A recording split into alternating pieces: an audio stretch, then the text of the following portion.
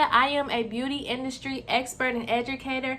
I am back on this channel. I teach babes how to become bosses in the beauty industry. I would love to add you to my family of other beauty bosses, so please make sure to hit that subscribe button down below. In this video, I am going to be sharing the do's and don'ts of starting a home-based beauty business. Now, this is important to me because this is where I started. I started in my home, in my dining room for about 4 years. That's where I built my clientele. And I know we are in an era where everyone is dangling their keys. They're showing their empty space of their salon suite or their storefront. And a lot of people is just not there. So I wanted to record this video to let you know that it is okay. And I'm going to be sharing the do's and the don'ts of what I learned over my 4 years of doing makeup in my home. The first do is check with your local business registration office and your state board of cosmetology to see what is required to perform services and operate a business in your home. Like I said in previous video, each state is different. Living in Missouri and registering my home-based business with the Missouri State Board of Cosmetology, at that time I needed a separate entrance and then a separate restroom facility from the rest of my home. The state board may require you to have a sink, and then sometimes there are certain services that are not permitted to be performed in a room with carpet in the event there is a blood spill. So you just want to make sure you are following the same exact guidelines as you would for a commercial space. Number 2 is a don't. Don't post your residential address online. I'm going to repeat this again. Don't post your residential address online. You can provide the address once the appointment has been confirmed.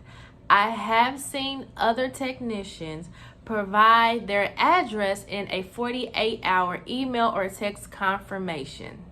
If the client needs the address beforehand, let's say if they just want to map out their route, what you can do is provide a general area or a suburb, an intersection. Just kind of give them a description to where you're located without providing the exact location. Those of you that are needing help with career mapping, goal setting, or business consulting, I will be opening up my calendar for one-on-one coaching calls. I'm going to leave a link down below for you to sign up for my newsletter so you'll be the first to know when my calendar is open and available to take these coaching calls. Okay, so now that we got the housekeeping rules out of the way, this is important. This is a do. Do make sure you have a designated area to perform your services. This area should be clean with the appearance of a professional setting and environment. If you do not live alone, you want to make sure this isn't a high traffic area in your home.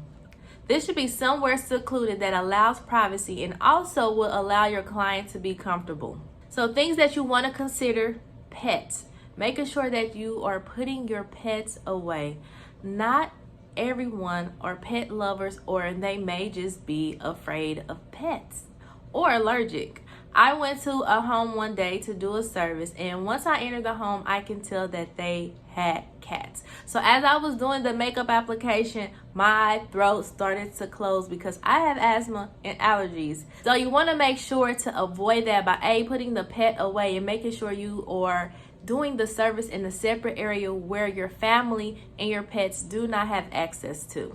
Another do, and this fits under the same category, if you are a parent and your children happen to be home, you want to make sure they are being monitored during the duration of your services.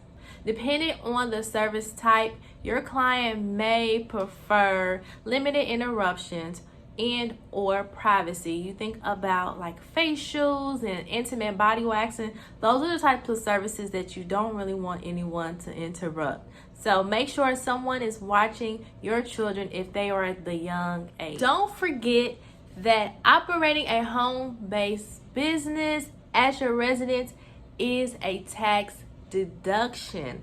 I'm not a tax expert, but from what I do know, that depending on the square footage of where you operate your business, you can take a certain percentage off of your rent or mortgage. So look into that. Another safety precaution is do limit the number of guests allowed in your space.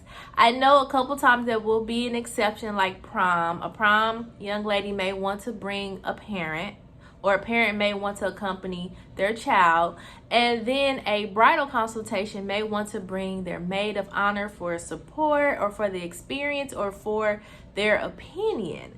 But outside of those things, you want to limit the number of guests that has access to your space. We already are kind of teetering, with the pandemic, so you just want to protect yourself, your home, by limiting the number of the people that have access. Sometimes when clients bring additional people anyways, there may be interruptions like, may I use the restroom, or I'm going to go outside, smoke a cigarette, make a phone call. You want to limit the number of people for multiple reasons. One being privacy, two being interruption of the service. So last one is don't be ashamed if you have to take this route of operating a home-based beauty business before you are able to rent a space. Home-based businesses keep the overhead down and allows you the opportunity to build your clientele at the same time. If this isn't a long-term goal for you, say that if you have a dream to open up maybe your own storefront or just do a salon suite or be in a beauty salon, this will be the time to map out your goals and your vision that you have for your beauty business, and that way you can eventually transition away from your home. And that is it. Those are the do's and the don'ts of starting a home-based beauty business. If you have any questions about today's video, leave them down below. If you also have suggestions on any videos that you would like to see, also leave those down below. Thank you so much for stopping by and watching my video. I will see you all next time. Bye bye.